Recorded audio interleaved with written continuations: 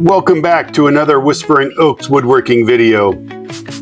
Most people look at sweet gum pod and see yard waste. I look at it and think, yeah, that belongs inside a piece of art. This week we're turning nature, glitter purple resin, and crystallized white epoxy into a one-of-a-kind hollow form that's either going to look absolutely stunning or completely explode on the lathe. We're stabilizing, casting, turning, sanding, and praying to the epoxy gods along the way. So stick around because this one is going to be fun. So I gave that purple epoxy about 2 hours in the vacuum chamber, allowed it to really suck that epoxy into all the voids of the sweet gum pods. As you'll see later, it didn't do a great job, but considering what we're using, it turned out pretty darn good. And the white epoxy went in after I let it sit in the vacuum chamber. So once it's in the vacuum chamber, it does its job. I poured all that purple out, and then I poured the purple and the white together into another mold and put it in the pressure pot.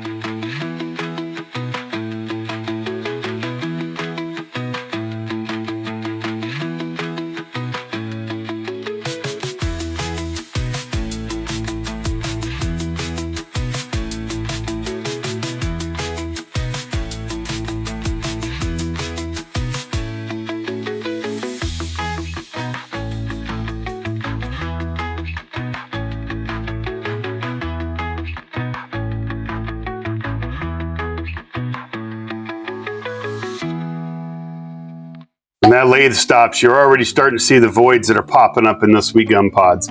We're gonna have fun with that later, you'll see.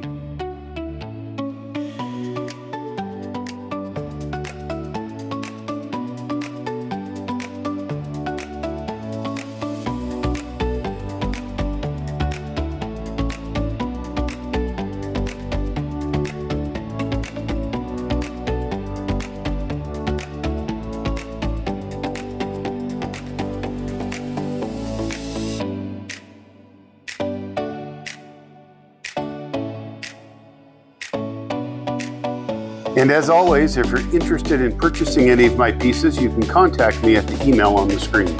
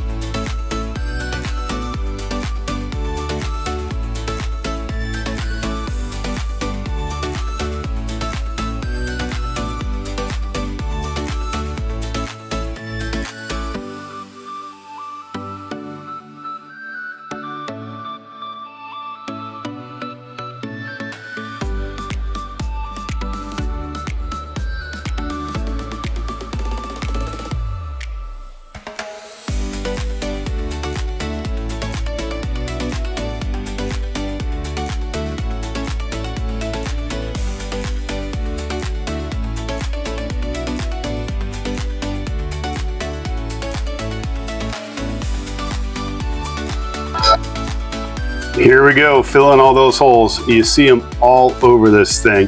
more than I usually get with these sweet gum pods, but it's something that you should expect.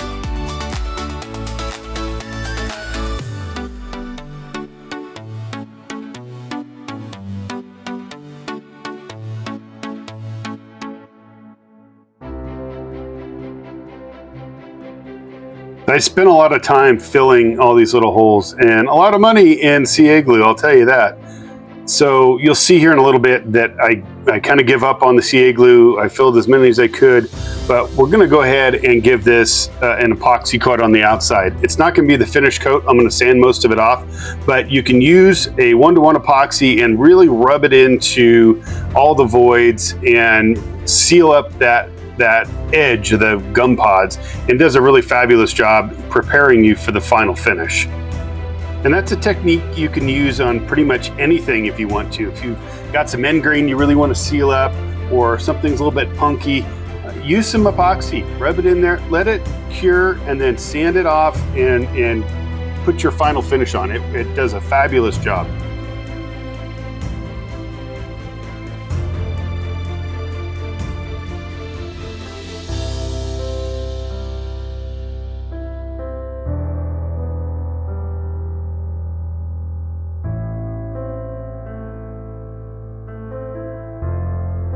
So we've got the steady rest on there, as you can see, and I'm boring this out to about 2.5 inches before we get started with the hollowing system.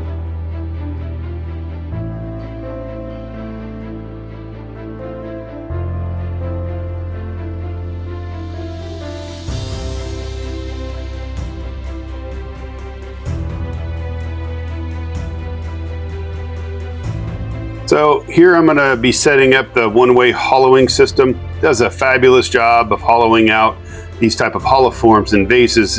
It's just almost impossible to get in there with other types of chisels, in my opinion.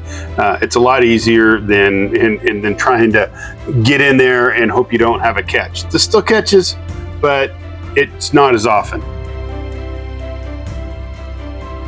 And you'll see me in the background there sharpening the cutter for the hollowing system.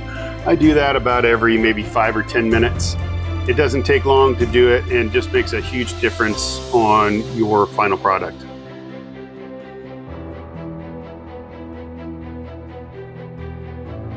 I'm showing a little bit more of the hollowing setup this time than I normally do.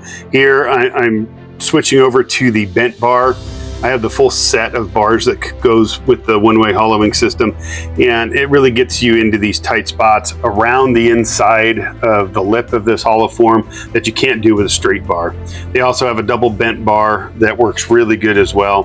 It's a little smaller cutter head on them. I actually prefer the little bit smaller cutter head. So in here you'll see me adjusting the laser.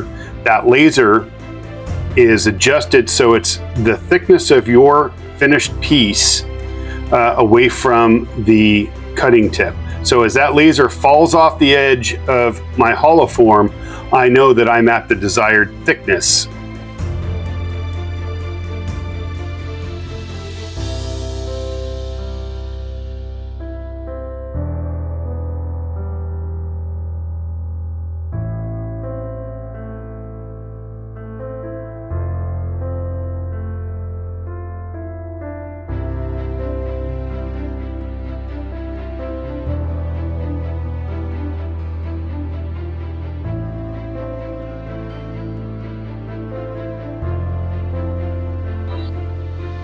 Doing a little bit of final sanding here.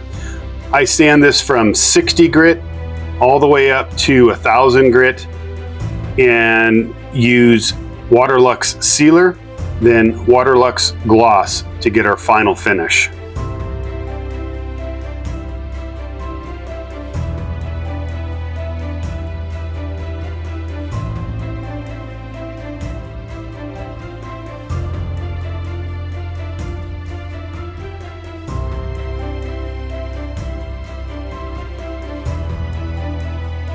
I like to use a rag and denatured alcohol to make sure I'm getting all the dust off of these before I put the finish on. You don't want any pieces of sawdust or sweet gum dust or epoxy dust getting into your finish.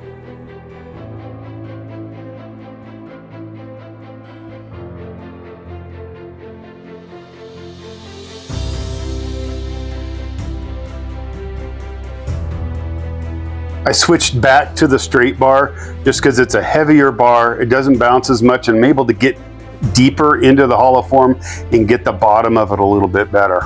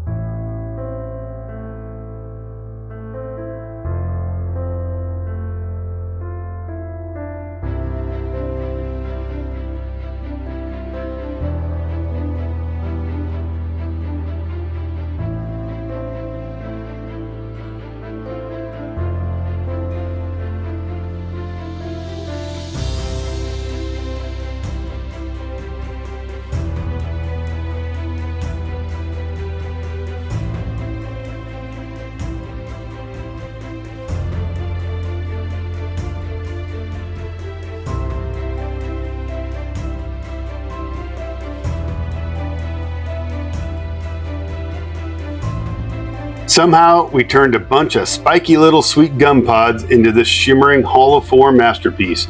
The glitter purple mixed with that crystal ice white came out looking like a galaxy trapped in ice. And honestly, the sweet gum pods are probably the weirdest thing I turn. They make such an interesting and fun project. If you enjoyed the build, make sure to like, subscribe, and drop a comment letting me know what crazy material I should cast next.